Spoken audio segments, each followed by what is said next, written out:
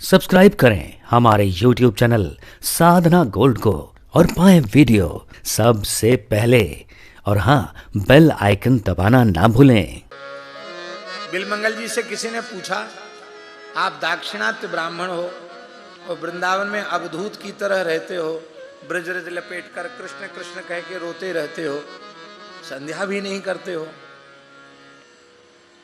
बोले संध्या वंदन भद्र मस्तु भवता। हे संध्या वंदन बहुत कर लिया आपको, अब आपका कल्याण हो। शास्त्र विधि से 10 विधि स्नान किया जाता वो भी नहीं करते दिखाई पड़ते। आचमन प्राणायाम करो, संकल्प करो, तब जमुना जी में गोता लगाओ, सो भी नहीं है। भो स्नान तुभ्यम नमो, आपको भी नमस्कार है। देवताओं, अब हमसे आशा मत लगाओ कि हमारा अर्चन करेंगे, पूजन करेंगे। पितरों, आप भी अब आशा छोड़ दो।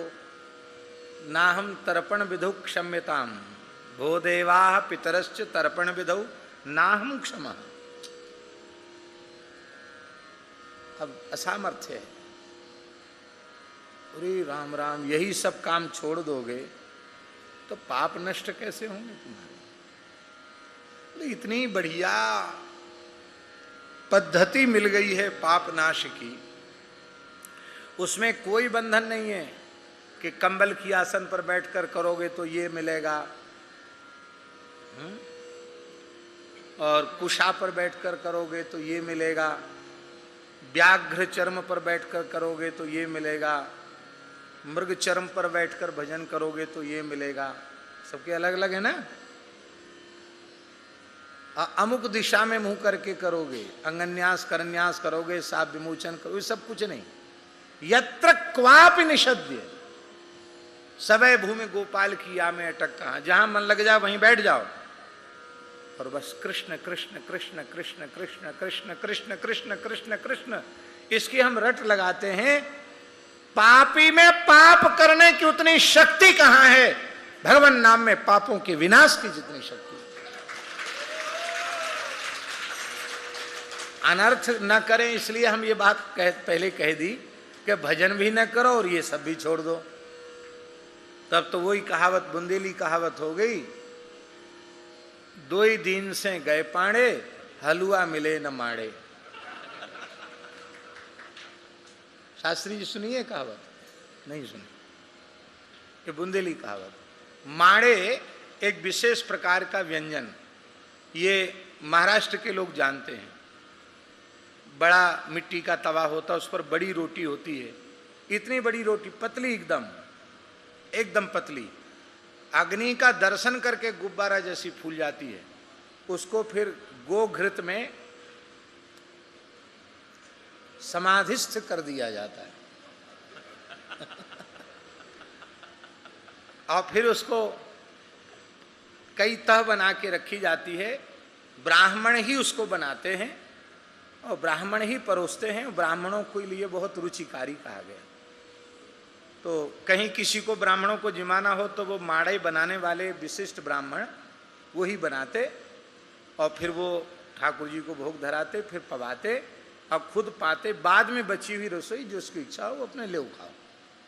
गृहस्वामी ले, पहले ब्राह्मणों की अपनी जो मर्यादा है शौचाचार की, उसके अनुरूप कर लेते। तो पंडित जी को न्यों तो आयो कि पंडित जी माड़े खाए हुए को न्योतो है।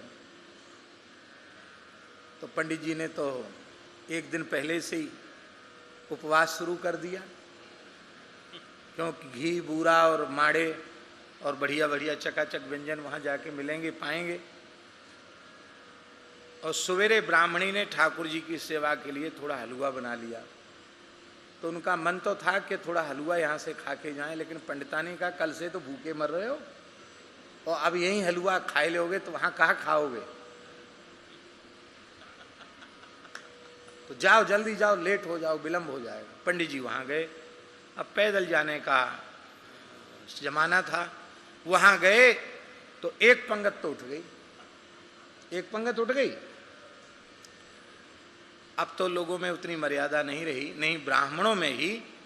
ब्राह्मणों की पंगत उठ जाने के बाद कोई श्रेष्ठ कुलीन ब्राह्मण फिर उस पंक्ति में बैठकर भोजन नहीं करता, क्योंकि बची हुई जो सामग्री है वो उच्छिष्ट है। ब्राह्मण उच्छिष्ट भोजी नहीं होता है। अग्रभोजी होता है। उच्छिष्ट भोजी क्यों होगा, वो अग्रभोजी होता है ब्राह्मण। अब वो कुलीन ब्राह्मण थे, तो उनको बड़ा शर्म लगी। लोगों ने कहा पंडित जी कोई बात नहीं, देर हो गई, बैठ जाओ। बोले नहीं नहीं नहीं नहीं, आप कोई बात नहीं, दान दक्षिणा थोड़ी सी पंडित जी को मिल गई। बोले अब जल्दी चले, क्या कम से कम घर में हलवा तो मिलेगा। वहां पंडितानी ने कड़ाही वर हलवा तुलसी दल पधरा के भोग लगा के बालकों के सबको गोविंदाय नमो नमः।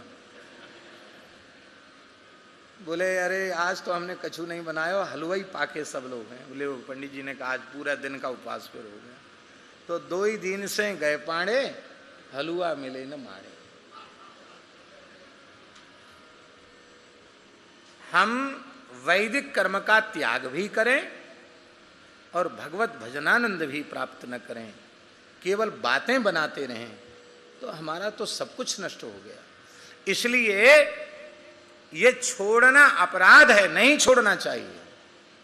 अहरह संध्याम उपासित, संध्योपासन करो, तर्पण करो, श्राद्ध करो, शास्त्र की आज्ञा का श्रद्धा पूर्वक पालन करो।